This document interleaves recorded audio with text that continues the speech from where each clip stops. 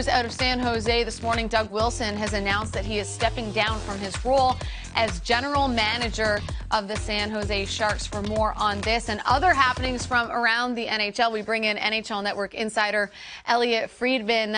Elliotte, we'll start with Doug Wilson. The news out of San Jose today. What can you tell us about this decision and what's next for the Sharks? Basically, what I can tell you, Jackie, is that, there had been a lot of questions about Doug Wilson, whether or not he would be returning to the job. He'd been very quiet. One of the things that ever since that Doug Wilson had taken a leave of absence, basically we were told to let him have his privacy and let him have his time. And I think that's pretty much what everybody did. And so I think we all thought it was possible that this day was coming, but we just didn't know if it would be now at the end of the season. Now, obviously, we know what it is, and I do think that there's going to be a lot of interest in this job. The Sharks said they're going to do a full search. They're going to take their time. They're going to interview as many people as they feel necessary, and I think there's going to be a lot of interest in it, Jackie. I mean, one of the things that a lot of other GMs said about Doug Wilson, his relationship with Hasselplattner, the owner, is that Wilson had a lot of freedom. That Plattner was an owner who was more than willing to let him make decisions. I mean, like most owners, he would say, I don't want any surprises, let me know what's going on. But Wilson had a lot of freedom to make the decisions that he wanted to make. And a lot of other GMs took note of that. And I think for that reason, as much as San Jose, good organization, good place to live, I think there's going to be a lot of interest in this position. Elliotte, Kyle Davidson, newly appointed GM in Chicago, has been pretty direct. It's looking like a long rebuild in Chicago. Any sense of what that means for the two signature assets, Kane and Taves, going forward? Stu, I do think you're right. Sometimes teams get in there and they use the phrases like, we're doing a short-term rebuild, or we're doing more of a reloading than a rebuild. Retool. That's the good one, Jackie. That's the good one. I don't think the Blackhawks are talking about any of that. I do think they're talking about a long-term process. And what I think is that at the end of the season, look, I think right now it's been difficult for players like Patrick Kane and Jonathan Toews to wrap their head around, where this is going. It's happened pretty quick. Remember this year, this was a team that went out and traded for Seth Jones, signed him long-term. They traded for Marc-Andre Fleury. This was a team that's mindset was to win. Now everything has changed.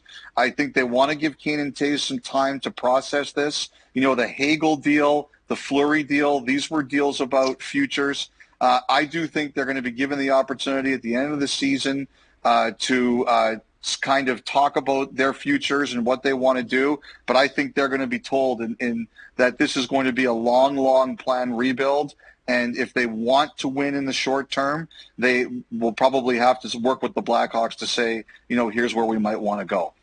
Speaking of rebuild, speaking of potentially long term, the Montreal Canadiens had a lot of changes this year. New president, new general manager, new interim coach. Is that interim coach, Marty St. Louis, leaning towards coming back? Have you heard anything there? I think that's what I'm wagering on. Single game betting just opened up in Ontario the other day, Billy. So I don't really have a lot of money left. I'll say that. But as a guy who likes to wager, that's what I'm going with. Now, St. Louis, we had him on the pregame show last Saturday night as they went back to Tampa for his first game coaching there. And he just said, look, I don't think it would be fair to the players or anybody else for me to be considering that now. We'll talk about that at the end of the season. He's very much like, this is my focus, and I'll worry about it then. I think we all expect that the Canadiens want him back. I think we all expect that he will want to come back. I think it's going to come down to, what kind of term do they want to do and what kind of term does he want to do. But I think we are expecting him to return to Montreal next season, yes. Well, we'll keep the coaching questions trend continuing here. The Dallas Stars fighting for a playoff spot in the West, currently occupying a wild card spot. They have those games in hand. It looks good for the Dallas Stars. But how about their head coach, Rick Bowness? What can you tell us about his status right now and his job security maybe for next year? Does it depend on if this team makes the postseason? What can you tell us about that? Well, Jackie, I think if the team was going to make a change, it would have been at the All-Star break. And they did look into it and they did consider it, but ultimately they decided to stay where they were going. I think the biggest question is going to be, what does Rick Bowness want to do? You know, he has grandkids now. You know, I had a long conversation with Rick Bowness several years ago when he was an assistant coach in Tampa Bay, the associate coach in Tampa Bay, and he said he wanted one more opportunity to be a head coach to see, you know, to prove, I don't know if it was to himself or others, but that he could do it. And he really wanted the one shot. And he got it in Dallas in unusual and difficult circumstances, and he took them to within 2 wins of a Stanley Cup final. I think he's answered that question. Yes, he could definitely do it. Yes, he was more than capable of doing it. So I think it's going to be as much about how he feels as it's going to be anything else. And like I said, if Dallas wanted to make a change, it would have been at the All-Star break. They didn't do it. Elliotte, among the things that the NHL Players Association is charged with, among their responsibilities, they oversee the agents. First time in 3 years, as I understand it, the agents and the PA have gotten together in person. Anything newsy kind of come out of that exchange, specifically a succession plan for Don Fehr? Well, I was one of the reporters who was there yesterday, and he made it very clear he wasn't going to tell that to us. He made that very clear that he wasn't going to tell that to us. And, you know, Donald Fehr will be 74 in July. There's going to be a players meeting this summer, and I'm very curious to see, Stu, if he's going to bring anything out then. I've had some people say yes, they expect him to have a plan then. I've had other people say to me they're not so convinced he will have a plan then. So I think a lot of it's going to come down to what he does or doesn't show then. I think there is some unhappiness, and, you know, I've talked about this, that there are agents who feel very strongly, and some NHLPA staff who feel very strongly, that the Players Association should be putting up more of a fight about what could happen next year in Arizona. Now, I'm not convinced there's anything they can really do.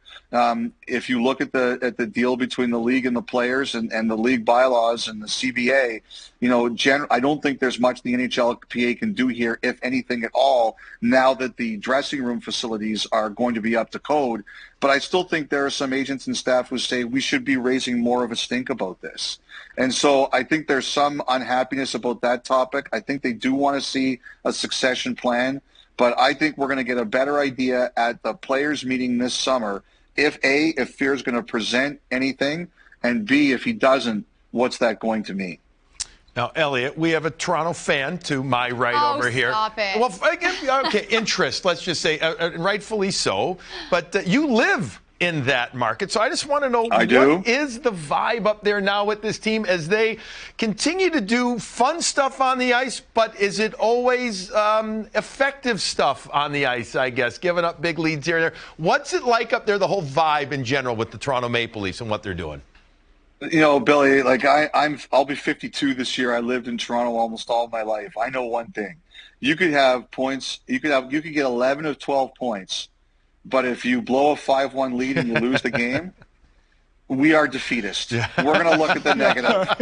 And you know, hey, like, you know what? Like, people in Toronto, they come by it honestly. It's been a long time.